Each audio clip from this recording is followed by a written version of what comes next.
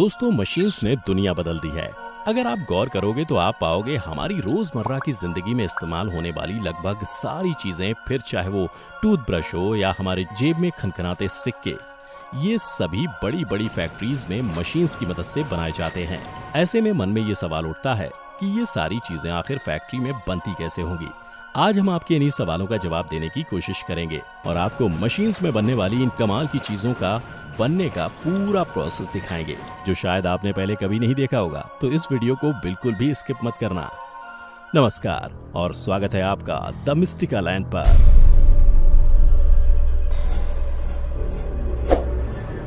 Number 1, coins.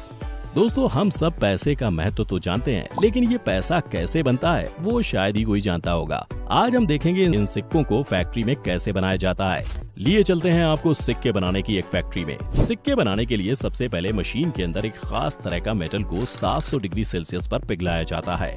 फिर machine इस पिघले हुए मेटल की एक प्लेट बना देती है, जिसके बाद उस प्लेट को एक दूसरी मशीन की मदद से कॉइन की शेप में काटा जाता है, कुछ इस तरह। और फिर आखिर में मशीन हाइड्रोलिक प्रेशर की मदद से सिक्कों पर उनकी वैल्यू के हिसाब से मुहर लगाती चली जाती है। और इस तरह दोस्तों, सिक्कों को मशीन की मदद से तैयार किया जाता है। इसके बाद इन कॉइन्स की क्वालिटी को चेक किया जाता है। क्वालिटी चेक के बाद इन कॉइन्स को पॉलिश किया जाता है और फिर देश के अलग अलग हिस्सों में डिस्ट्रीब्यूशन के लिए भेज दिया जाता है ना कमाल का प्रोसेस। Number 2, hand sanitiser. हमारी लिस्ट में दूसरे नंबर पर है हमारी जिंदगी का नया अभिन्न अंग, एक हैंड सैनिटाइजर।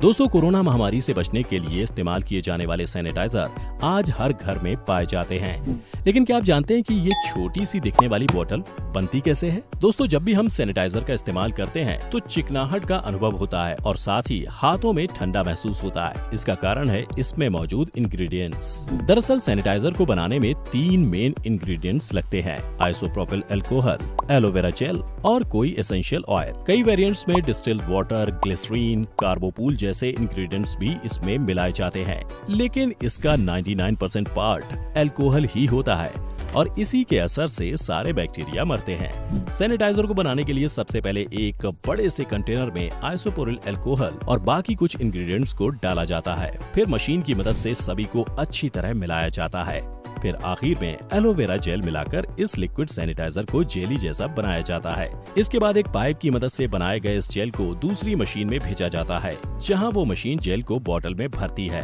और उन पर बोतल कैप्स लगाने का काम करती है। फिर एक कर्मचारी मशीन की मदद से उन पर आगे और पीछे लेबल्स लगाता है और इन बॉटल्स को पैक करके डिस्ट्रीब्यूशन के लिए भेज दिया जाता है। Number 3, whisky. दोस्तों, अगर आप पीने के शौकीन हैं तो आपने भी सोचा तो जरूर होगा कि इसमें ऐसा क्या होता है जो इसे इतना मजेदार बनाता है। हम आपको बताने जा रहे हैं आखिर विस्की बनती कैसे है, उसे उसका फ्लेवर कैसे मिलता है। वैसे तो दोस्तों, विस्की को बनाने के लिए कम ही इंग्रेडिएंट्स की जरूरत पड़ती है, लेकिन इसके पूरी तरह से तैयार होने में काफी समय लगता है।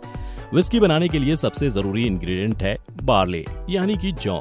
सबसे पहले जौ को मशीन में डालकर पानी में बॉईल किया जाता है। फिर उस पानी को ठंडा करने के बाद वापस फिर से उबाला जाता है और ये प्रोसेस कई बार किया जाता है। इसके बाद इस मिक्सचर में ईस्ट डाला जाता है, जो इसके अंदर मौजूद शुगर को खत्म करने लगती है और इसमें अल्कोहल की मात्रा बढ़ने लगती है। फिर इसे वापस गर्म किया जाता है, जिससे प्योर अल्कोहल भाप बनकर ऊपर उठने लगती है और इस भाप को दूसरे कंटेनर में कंडेंस करके कलेक्ट कर लिया जाता है। फिर इस विस्की को बैरल्स में भरकर स्टोर किया जाता है। ये जानना जरूरी है कि बैरल्स को अंदर से जलाया होता है ताकि विस्की को उसका फ्लेवर मिल सके। फिर विस्की से भरे इन बैरल्स को गोडाउन में लगभग 3 से 4 सालों तक रखा जाता है, जिससे विस्की का स्वाद और ये जाना पहचाना ब्राउन कलर मिलता है। हालांकि ये प्रोसेस अनिवार्य नहीं होता है, लेकिन अगर आप विस्की के शौकीन होंगे तो आप जानते होंगे कि जितनी पुरानी विस्की उतना अच्छा उसका स्वाद और उतनी वो महंगी। हमारी सूची में अगली चीज है नंबर 4, वूल मेकिंग।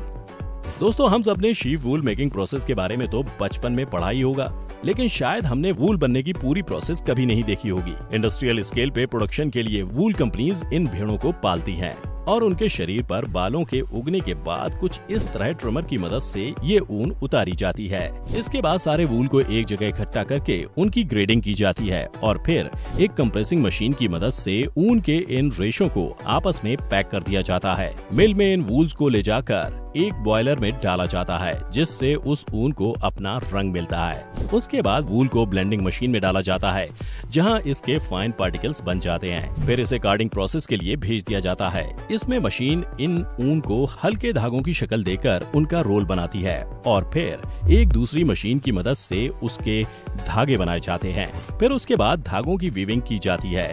अलग अलग रंगों के धागों को कपड़ों के कलर और टेक्सचर की जरूरत के हिसाब से मशीन में लगाया जाता है, जिसके बाद ये मशीन धागों को वेव करने का काम करती है। कपड़ा बनने के बाद उसकी चेकिंग की जाती है। अप्रूव्ड कपड़ों को धोने और सुखाने का काम होता है, ताकि ये कपड़ा श्रिंक ना हो।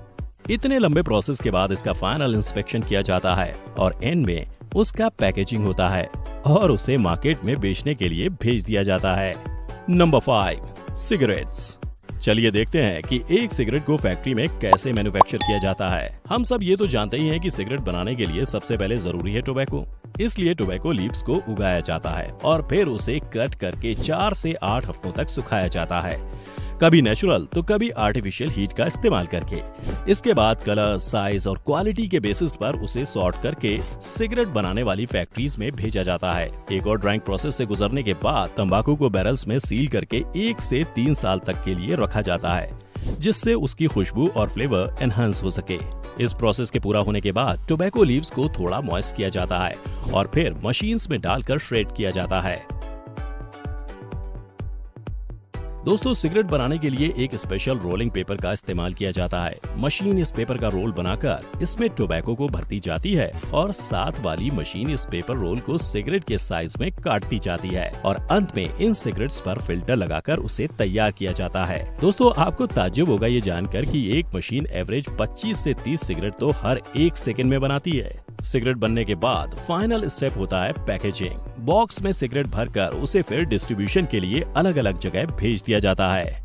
Number 6, butter. छोटे हो या बड़े, बटर एक ऐसा आइटम है जो सभी को पसंद आता है। इस अटरली बटरली बटर को फैक्ट्री में बनाने का तरीका बहुत अलग होता है। आइए टूर करते हैं अमूल बटर फैक्ट्री का और देखते हैं हमारा फेवरेट बटर आखिर बनता कैसे है। तो हर सुबह अमूल के बड़े बड़े टैंक्स गांव में बनी मिल्क कोऑपरेटिव सोसाइटी से 20 मिलियन लीटर्स दूध फैक्ट्री में लेकर पहुंच जाती हैं।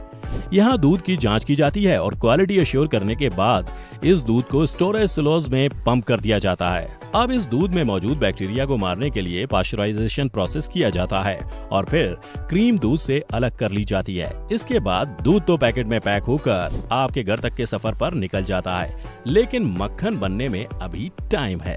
8 घंटों तक इस क्रीम को 14 डिग्री सेल्सियस पर मैच्योर किया जाता है, जिसके बाद होती है चर्निंग। क्रीम को जायंट जर्नर में डाला जाता है, जहां हाई प्रेशर पर इसको कुछ इस तरह घुमाया जाता है, जिससे बटर अलग होकर बाहर निकल जाता है। इस बटर को फिर ब्लेंडर में डाला जाता है, जहां इसमें नमक मिलाया जाता है। इस पूरी प्रक्रिया के सही से होने के लिए टेम्परेचर को भी एक निर्धारित लेवल पर सेट किया जाता है और अब तैयार है हमारा डिलीशियस बटर। लेकिन इसको पैक करने के पहले इसकी क्वालिटी को टेस्ट करना भी जरूरी होता है। अप्रूवल के बाद ही इसे आगे पैकेजिंग के लिए भेजा जाता है।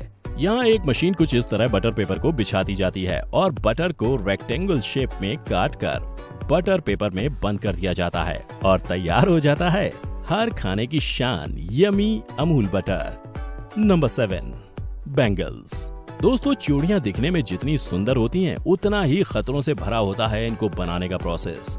लाख की चूड़ियों को बनाने के लिए सबसे पहले बरोजा, जो एक प्रकार का कांच होता है, उसे कढ़ाई में गर्म किया जाता है। फिर उसमें एक पाउडर मिलाया जाता है ताकि पिघला हुआ कांच सख्त हो जाए। इस गर्म मिक्सचर को फिर आटे की तरह गूंद लिया जाता है। ठंडा होने के बाद इसे हाथों से डंडे का आकार दिया जाता है, जिसके बाद जिस भी रंग की चूड़ी बनानी हो उस रंग को इसमें मिलाकर पिघलाया जाता है। इस गर्म पिघले कांच को फिर चूड़ी के आकार में काटा जाता है और अंत में इस चूड़ी को डेकोरेट करके इसे एक सुंदर रूप दिया जाता है।